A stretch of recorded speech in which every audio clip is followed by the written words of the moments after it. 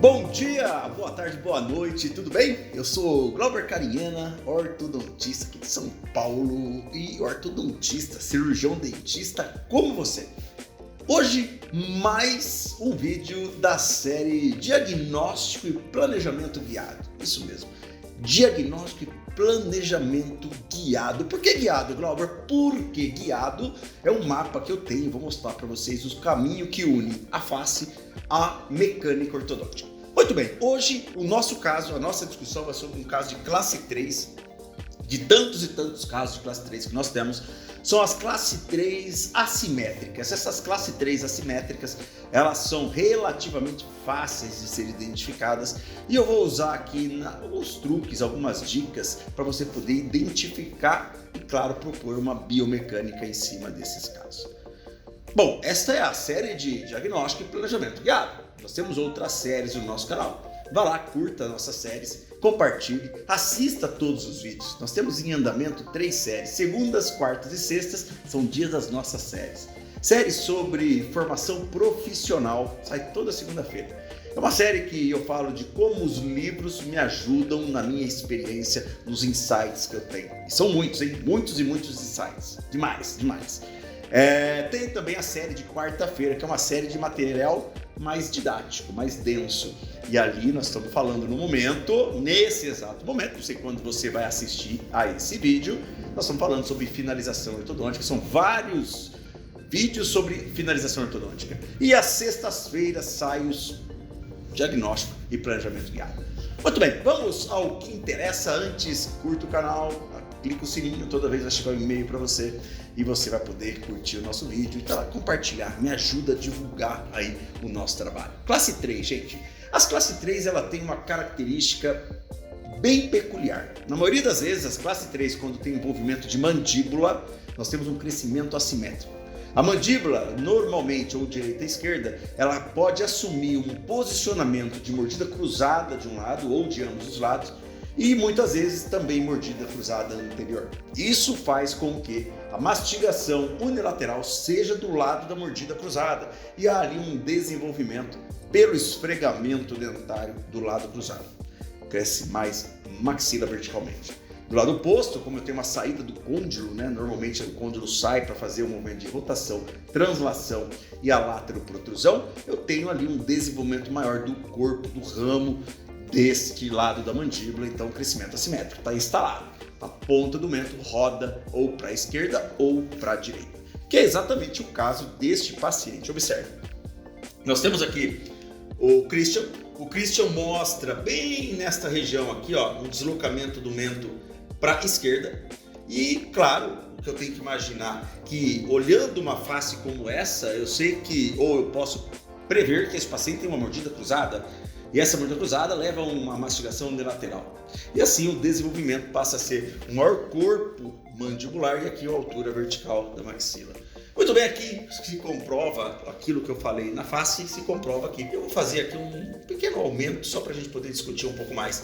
Observe como aqui eu tenho uma mordida que está numa oclusão vestíbulo lingual e aqui eu tenho uma oclusão lingual palatina vestibular, ou seja, está cruzado na região posterior. O paciente mastiga mais desse lado, acaba tendo um desenvolvimento maior vertical da maxila aqui, mandíbula desse lado, está instalado o problema. Bom, na maioria das vezes há uma melhora com essa proposta que eu tenho de 70% da melhoria da face e quando o cliente não está muito focado nessa melhora, ele não quer uma simetria, a gente consegue levar um tratamento perfeitamente razoável. Então, como é que eu faço o diagnóstico agora? A partir do momento que eu tenho uma face classe 3, observe, olha aqui uma face classe 3, vou passar para lá de cá, eu tenho aqui uma maxila levemente retraída, uma mandíbula vertical, tenho mais problema, na minha opinião, aqui de problema de maxila e um pouquinho de problema mandibular.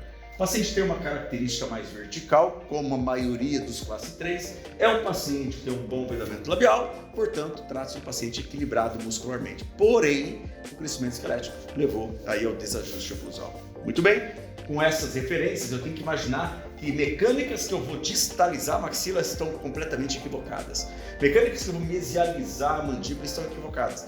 Então, eu tenho que pensar no quê? numa mecânica de distalização dos dentes inferiores da mandíbula e mesialização dos dentes superiores da maxila. Portanto, o que eu faço a partir de agora? Eu pego aqui e faço uma pequena leitura, né? Mordida cruzada, mordida normal, relacionamento lateral cruzado, linha média não coincidente. E olhando a face do cliente, me parece que há um erro aqui da linha média superior que eu vou comprovar rapidamente numa referência de uma linha vertical que eu trabalho.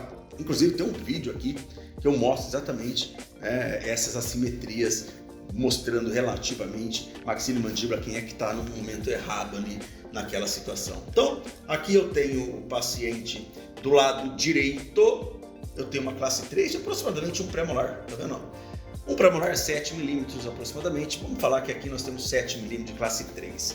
Do lado esquerdo eu tenho uma classe 3, observa o premolar 2, 3 milímetros de classe 3 e também uma mordida cruzada. Além de ter ali uma mordida cruzada anterior e lateral e uma infraoclusão dos dentes posteriores. Típico caso de classe 3, crescimento assimétrico, um pouco de crescimento vertical, há relativamente um plano oclusal rodado para baixo, e isso é normal desses pacientes. E as minhas mecânicas, elas estão em cima desta referência, né? Eu começo exatamente desta forma, fazendo aí a mecânica de classe 3. Tá aí, tá vendo? Então, gente, é uma mecânica clássica. Eu começo dessa forma.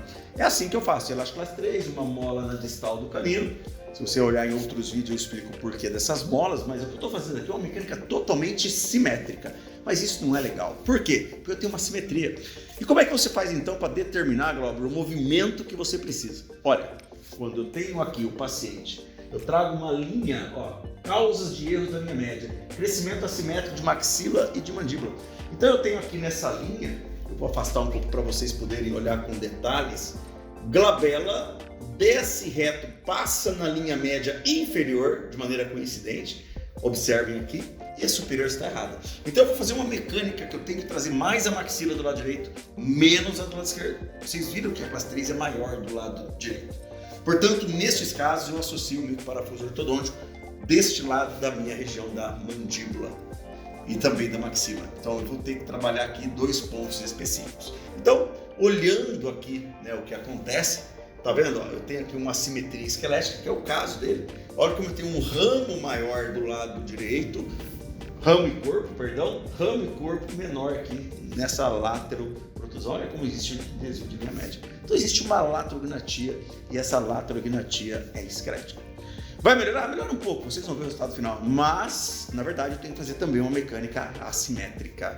Eu tenho que fazer com que a mandíbula entre e saia num ciclo único. E ela entrando e saindo num ciclo único, eu tenho uma certa percepção espacial de que houve uma melhora na face do cliente. Pois bem, olhando então o que eu preciso, do lado direito eu associo um microparafuso ortodôntico na distal do canino. Puxo a uns 120 gramas, jogo 120 gramas na região da maxila e mandíbula e eu tenho uma bissetriz. Eu chamo isso de mecânica de bissetriz, uma força diagonal para cima, uma para baixo, uma força horizontal como resultante. 120, 120. E embaixo a mesma coisa, buccal shelf. 120, 120. Duas forças do mesmo sentido, 240. É isso que eu estou trabalhando na maxila e na mandíbula. Essa é a mecânica que eu estou fazendo. Só que do lado oposto, gente, eu não estou fazendo nada dessa mecânica. Do lado oposto, o que eu faço é só puxar, né? Olha aqui o buccal shelf. Do lado oposto, o que eu faço é puxar o buccal shelf. Não uso nada na minha maxila porque eu quero que o lado direito, somando mais força, ele venha mais do que o lado esquerdo. E aqui, claro, quando o paciente tira o elástico, a força é intermitente. Lá é uma força contínua porque está diante de microparafuso. Então, essa é uma mecânica que eu trabalho bastante. Após 9 meses de tratamento, nesse um caso híbrido que eu tratei, eu tiro o aparelho. E aí eu vou finalizar os alinhadores ortodônticos. Pequenos movimentos. A proposta aqui é diagnosticar, né? Eu diagnostiquei um caso maxilomandibular com laterognatia, que a mecânica tem que ser assimétrica. O planejamento passou por usar o microparafuso do lado direito na maxila, usar buccal shelf de ambos os lados para fazer uma retração simétrica. Então, os dois arcos dentoalveolares vão de maneira simétrica, a maxila roda mais do que o lado direito, roda mais para mesial do que o lado esquerdo. Dessa maneira, eu tenho a resultante que vocês vão ver aqui. Observe aqui, ó. Eu tenho aqui como erro, né? Como erro, eu tenho que imaginar que nesses casos eu tenho que fazer um acabamento com o alinhador, Por isso que aonde surge a média, uma distância do canino nesta região, aqui uma distância diferente, um torque equivocado, então uma certa assimetria na forma da arcada. Sendo assim, eu vou focar na mecânica com alinhadores em ajustar pequenos ajustes, vamos dizer assim, redundantemente falando, pequenos ajustes para eu poder colocar isso numa bela finalização. Então eu vou finalizar com o alinhador. Aqui está o caso quando eu tirei o aparelho com 9 meses de tratamento, o lado esquerdo e o lado direito, parte oclusal, está muito bonito o caso, né? Não tem nem o que discutir aqui, está muito legal. O menos avisado tiraria o aparelho. Observa como eu tenho uma certa melhora facial. Existe ali ainda a simetria, mas ela está bem mais discreta, né? A finalização ainda não é o ideal. Eu vou para o alinhador, utilizo placas de acetato enquanto setup e nós usamos o sistema full service da linha, então nossos alinhadores da linha Line, eles são planejados num software 3D, onde chegamos aí minuciosamente a milímetros que eu preciso. E aqui eu tenho placas de contenção até chegar da fábrica os alinhadores. E aí, vou mostrar o resultado final para vocês. Então olha só, ajustei guia canina e ajustei também a relação da linha média, né? Então, gente, observe, né? Essas correlações que eu tenho, essas relações de finalização, essas correlações entre brackets ou não, aqui o setup de alinhadores que nós fizemos, né? Que já é um assunto extremamente interessante, você poder focar em tratamentos híbridos, levaria a resultados extremamente satisfatórios no final do tratamento. Então, o que nós fizemos foi um tratamento híbrido, um tratamento rápido de brackets de 9 meses, depois finalizamos com o alinhador em torno de 3, 4, 5 meses aí, né, com refinamento, acabamos o tratamento dele. E aí, um ano e pouco, né, ele veio sendo tratado na pandemia, então atrasou um pouco mais, mas é um caso bem tratado, ficou muito bonito. E a gente fica bem feliz de entregar esse tipo de serviço para o nosso cliente. Então é isso, entendam, essa correlação ela é direcional à mecânica de necessidade baseada na simetria facial. Tá? Agora, como é que eu estava dizendo para vocês, se eu tenho então um mapa para seguir esse plano de tratamento diagnostiquei, planejei e executei, isso está dentro de um mapa mental, por isso que o nome guiado. Então eu vou mostrar para finalizar a minha apresentação como isso é feito aqui no mapa. Então o mapa, o paciente é uma classe 3, né? Essas classe 3, quando esqueléticas, né? Então eu tenho classe 3 dentária, clico em classe 3 esquelética, dentária e as características faciais, né? Se eu pegar as características, o mapa me dá maçã do rosto ausente, incisivos inferiores retroinclinados, ângulo nasolabial normal, lábio inferior para frente do superior, inferior e superiores paralelos, incisivos, pogônio, queixo, linha queixo-pescoço também longa. Então eu vou recolher aqui e os casos, é um caso esquelético, então a estratégia ela passa a ser quando maxilar, vou recolher aqui, quando maxilar o protocolo, quando maxilomandibular o protocolo, quando mandibular o protocolo. Eu entendo que este caso do Christian mostrado agora é um classe 3 maxilomandibular. Então eu clico aqui, protocolo de classe 3, e olha só, eu tenho duas formas.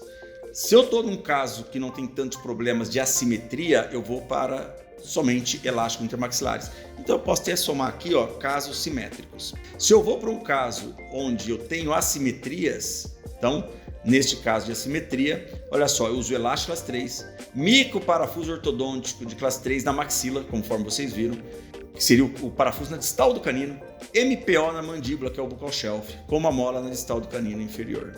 Chego, MPOs na maxila distal de canino, na mandíbula pode ser volar ou buccal shelf. Nesse caso eu usei aí o nosso buccal shelf. Ou seja, olha que coisa legal.